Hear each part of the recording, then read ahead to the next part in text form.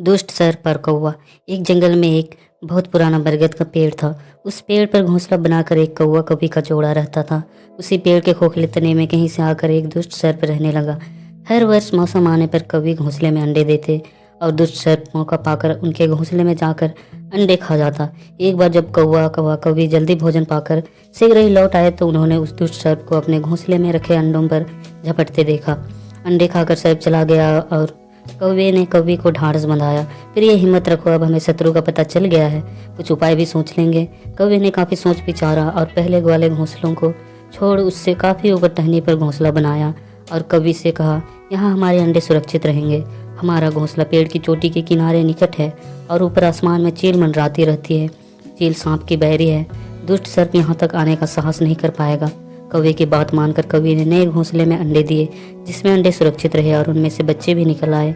उधर सर्प उनका घोंसला खाली देखकर यह समझा कि उसके डर से कौवा कौवी शायद यहाँ से चले गए हैं, पर दुष्ट सर्प टोहल लेता रहता था। उसने देखा कि कौवा कौवी इसी पेड़ से उड़ते हैं और लौटते भी वही हैं। उसे यह समझते देर नहीं लगी कि उन्होंने नया घोंसला उसी पेड़ पर ऊपर बना रखा है। एक दिन सर्प खो से निकला और उसने कौवों का यह नया घोंसला खोज लिया। घोंसले में कौवा दंपति के 3 नवजात शिशु थे। दुष्ट सर्प में उन्हें एक एक करके घपाघप निकल गया और अपने खोह में लौटकर ढकारे लेने लगा। कौवा व कौवी लौटे तो घोंसला खाली पाकर शन रह गए। घोंसले में हुई टूट फूट व नन्हे कौवों के कोमल पंख बिखरे देखकर वह सारा माजरा समझ गए। कौवी की छाती तो दुख से फटने लगी।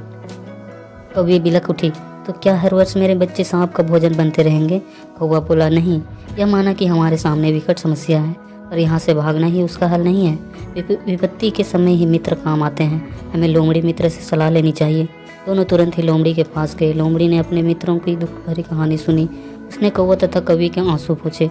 लोमड़ी ने काफ़ी सोचने के बाद कहा, मित्रों, तुम्हें वह पेड़ छोड़कर जाने की जरूरत नहीं है। मेरे दिमाग में एक तरकीब है जिससे उस दुष्ट सर्प से छुटकारा पाया जा सकता है। लोमड़ी ने अपने चतुर दिमाग में आई तरकीब बताई। लोमड़ी की तरकीब सुनकर कौवा कौवी खुशी से उछल पड़े। उन्होंने लोमड़ी को धन्यवाद दिया और अपने घर लौट आए। अगले ही दिन योजना अमल में लानी थी। उसी वन में बहुत बड़ा सरोवर था। उसमें कमल और नरगिस के फूल खिले रहते थे। हर मंगलवार को उस प्रदेश की राजकुमारी अपनी सहेलियों के साथ वहाँ जल क्रीड़ा करने आती थी। उसका संरक्षक तथा सैनिक भी आते थे। इस बार राजकुमारी आई और सरोवर में स्नान करने जल में उतरी तो योजना के अनुसार कौवा उड़ता हुआ वहां आया। उसने सरोवर तट पर राजकुमारी तथा उसकी सहेलियों द्वारा उतार कर रखे गए कपड़ों व आभूषणों पर नजर डाली। कपड़े के ऊपर राजकुमारी का प्रिय हीरे व मोतियों का विलक्षण हार रखा था।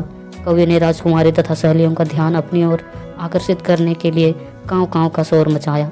जब उसकी नज़र उसकी ओर घूमी तो कौवा राजकुमारी का हार चोंच में दबाकर ऊपर उड़ गया। सभी सहेलियां चीखी, देखो देखो, वह राजकुमारी का हार उठाकर ले जा रहा है। सैनिकों ने ऊपर देखा तो सचमुच एक कौवा हार लेकर धीरे धीरे उड़ता जा रहा था। सैनिक उसकी दिशा में दौड़ने लगे। कौवा सैनिकों को अपने पीछे लगाकर धीरे धीरे उड़ता हुआ उसी पेड़ की ओर ले गया। जब सैनिक कुछ ही दूर रह गए तो कौवे ने राजकुमारी का हार इस प्रकार गिराया कि वह सांप वाले खोहे के भीतर जा गिरा। सैनिक दौड़कर खोहे के पास पहुंचे। उनके सरदार ने खोह के भीतर झांका। उसने वहां हार और उसके पास में एक काले सर्प को कुंडली मारे देखा। वह चिल्लाया, पीछे हटो, अंदर एक नाग है। सरदार ने खोह के भीतर भाला मारा। सर्प घायल हुआ और पुकारता हुआ बाहर निकला। जैसे ही वह बाहर आया सैनिकों ने भालों से उसके टुकड़े टुकड़े कर डाले। सीख, सूझबूझ का उपयोग कर हम बड़ी से बड़ी ताकतवर दुश्मन को हरा सकते हैं। बुद्धि का प्रयोग करके हर संकट का हल निकाला जा सकता है।